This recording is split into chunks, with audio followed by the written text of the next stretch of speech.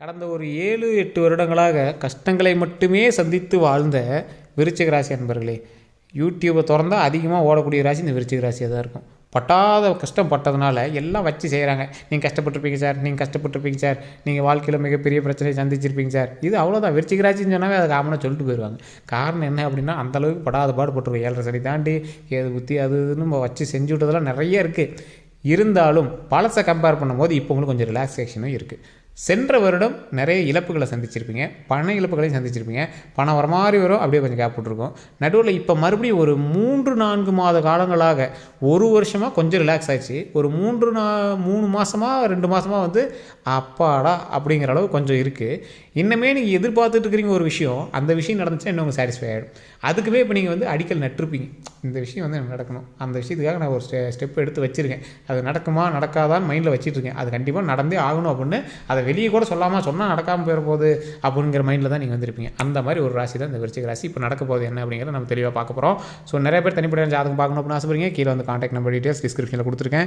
Phone பண்ணி பேசுங்க. அவர் ஒரு பிரபல ஜோதிடர். நிறைய ஆக்டர்ஸுக்கும் நிறைய அரசியல் பிரமுகர்களுக்கும் ஜோதிடம் பார்க்கக்கூடியவர். அவருடைய நம்பர் கீழே கொடுத்துருங்க டிஸ்கிரிப்ஷனில். கால் பண்ணி கேட்டு நீங்கள் அதுக்கான பலன் வந்து தெரிஞ்சுக்கலாம்.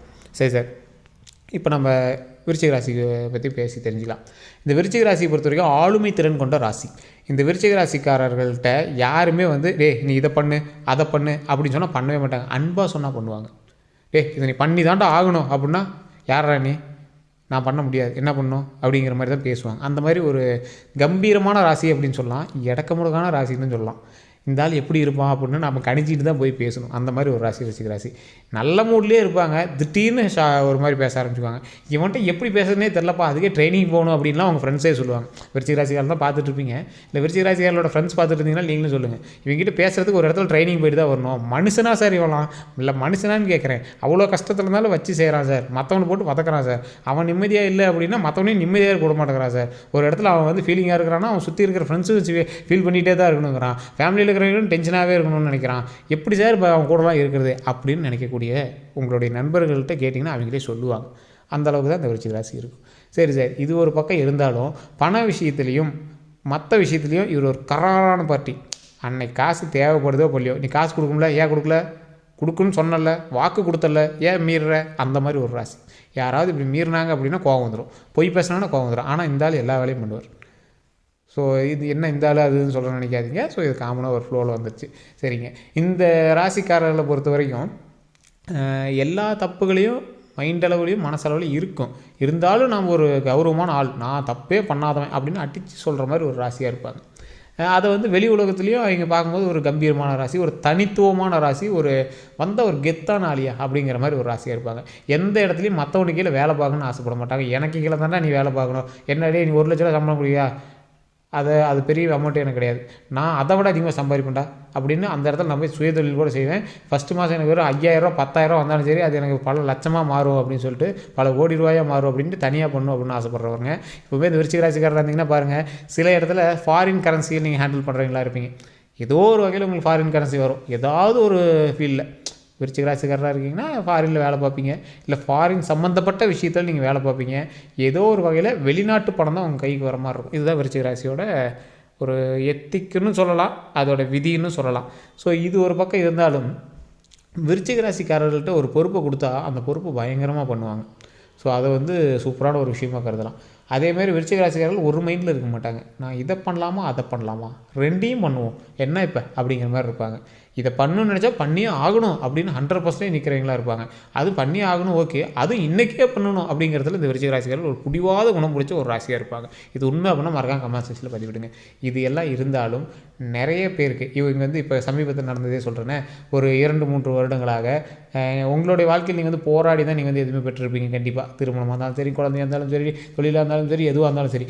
அதுவும் இந்த ஒரு 7-8 மாதம்லாம் ஃபஸ்ட்டு ஒரு கிரிக்கெட்டில் விளையாடுற மாதிரி ஃபஸ்ட்டு ஒரு ட்ரையல் பார்த்தோம் சார் அப்படிங்கிற மாதிரி ஏதாவது ஒரு விஷயம் நடக்கும், சின்ன சின்ன கலவரங்கள் ஏற்படும், மறுபடியும் ஒரு விஷயம் அதே திருப்பி பண்ணுவீங்க, அப்போ தான் சக்ஸஸ் ஆகிருக்கும்.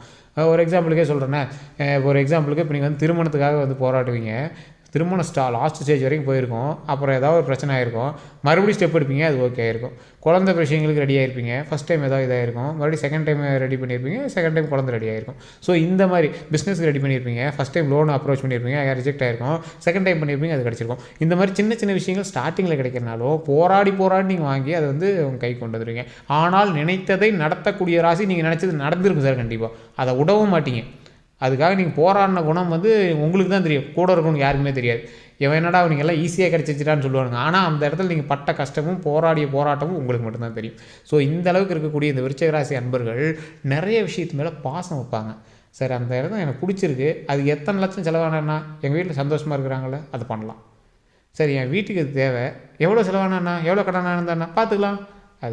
அதே மாதிரி நீங்கள் எவ்வளோ செலவு பண்ணாலும் பேக்ரவுண்டில் பேக்கப்பை ரெடி பண்ணிட்டு தான் ரெடி பண்ணுவீங்க. கடன் இருக்கும், ஏன்னா இந்த ராசிக்கு கண்டிப்பாக கடந்த சில மாதங்களாக சில வருடங்களாக நீங்கள் பண்ணதுக்கு கண்டிப்பாக கடன் இருக்கும். கடன் இல்லைன்னா கண்டிப்பாக நான் நம்பவும் மாட்டோம், நீங்களே நம்ப மாட்டீங்க. சார் விருச்சிக ராசிக்கு கடன் இல்லைன்னா எப்படி சார்? ஆனால் அந்த கடனை விட அதிக வருமானமும் உங்களுக்கு வரக்கூடிய நேரமாக இருக்க போகுது. அந்த கடனை விட 100 மடங்கு வருமானம் வந்து இனிமேல் நமக்கு வரப்போகுது விருச்சிக ராசிக்கு.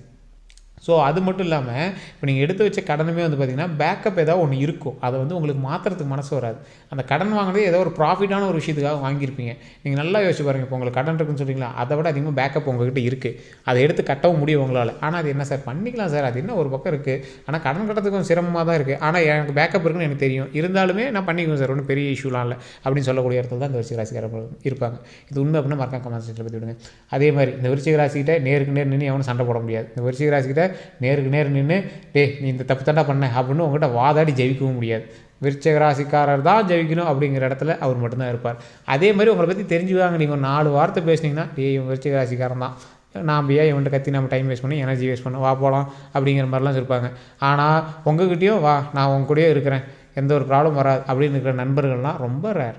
ஏன்னா உங்ககிட்ட இருக்கக்கூடிய நண்பர்கள் அதிகபட்சம் பார்த்திங்கன்னா ரொம்ப அப்படியே நெருங்கி உறவாடலாம் ரொம்ப கஷ்டம்தான். இந்த விருச்சிக ராசி பொறுத்தவரைக்கும் நெருங்கி அப்படியே உறவாடிட்டு இருக்கிறதெல்லாம் ரொம்ப கஷ்டம். காரணம் என்னென்னா இந்த விருச்சிக ராசிக்கிட்ட நண்பர்கள் அப்படிங்கிறவங்க அப்பப்போ வந்து பேசுவாங்க, பழகுவாங்க, மற்றபடி அவங்க ஒர்க்கை பார்ப்பாங்க, மறுபடியும் ஒரு மாதம் கழித்து பேசுவாங்க, வருவாங்க, போவாங்க. அது அப்படியே இப்படி தான் போய்ட்டுருக்குமே தவிர உங்களுக்கு நெருங்கிய நண்பர்கள் அப்படின்னு இருக்க மாட்டாங்க. உங்கள் ராசி அப்படி இருக்கிறதுக்கும் கொஞ்சம் விடுறதில்ல. காரணம் என்ன அப்படின்னா இது ஒரு எடக்க முடக்கான ராசி அப்படிங்கிறத விட எடக்க முடக்கான ஆள்கிட்ட இருக்கக்கூடிய ராசி. நீங்களே யோசிச்சு பாருங்களேன், இந்த விருச்சிக ராசிக்காரர்களோட லைஃப்பில் அவங்க சக்ஸஸ் பண்ணணும் அப்படிங்கிறதுக்காக டென்ஷன் ஆவாங்க. பக்கத்தில் அப்பா அம்மாவாக இருந்தானே, பெற்றவங்களாக இருந்தானே, கூட பிறந்தவங்களாக இருந்தானே, ஃப்ரெண்ட்ஸாக இருந்தானே வச்சு திட்டி தீருவாங்க. ஆனால் அவங்ககிட்ட போய் அன்பாக பேசுவாங்க. என்ன திட்டினா பரவாயில்லவா அப்படிங்கிற மாதிரி பேசுவாங்க. அது இவங்களுக்கு நல்லாயிருக்கும், ஆனால் அவங்களுக்கு ரொம்ப இருக்கும். அதை தேல் கடிக்கிற மாதிரி அந்த சிம்பிள்லேயே இருக்கும். இவங்க பேச்சை கேட்டால் அப்படியே பக்கத்தில் இருக்கிறோம் ஏண்டா அப்படிங்கிற மாதிரி இருக்கும். ஏன்டா இவன்ட்டெலாம் பேசணும், ஏன்டாப்பா இவன்ட்டெலாம் வம்பு அப்படிங்கிற மாதிரி தான் இருக்கும். அந்தளவுக்கு தேல் கடிக்கிற மாதிரி பேசுவீங்க. ஸோ அதனால தான் இந்த விருச்சிக ராசிக்கு சிம்பிளே தேலுன்னு வச்சாங்க. இந்த ஆள் பேசுகிறது பாயிண்ட் ஒரே ஒரு வார்த்தை பேசினா நறுக்குன்னு இருக்கும். இப்படி பேசுகிற பேச்சுக்கே இவன்ட்டு யாரா பேசுகிறதுங்கிற மாதிரி இருக்கும். ஆனால் நீங்கள் பேசுகிறது உண்மைங்கிறது அவனுக்கு 10 நிமிஷம் கழிச்சு தெரியும். அவன் சொன்ன தப்பையும் நீங்கள் சொல்லுவீங்க, அவன் சொன்ன செயலையும் அவன் செஞ்ச செயலையும் நீங்கள் சொல்லுவீங்க. எல்லாமே அழுத்தம் திருத்தமாக கரெக்டாக சொல்கிறீங்க. ஒருத்தனுக்கு ஏன் சார் ஒரு விஷயம் சொன்னால் ஒருத்தனுக்கு கோவம் வருது அப்படின்னா எதனால் கோவம் வரும்? அவன் செஞ்சதை சொன்னால் கோவம் வரும், அவன் செய்யாததை சொன்னால் கோவம் வரும். இந்த ரெண்டுக்கு தான் ஹைலைட்டாக கோவம் வரும். நடுவில் ஜால்ரா போட்டால் கோவம் வராது ஒருத்தனுக்கு.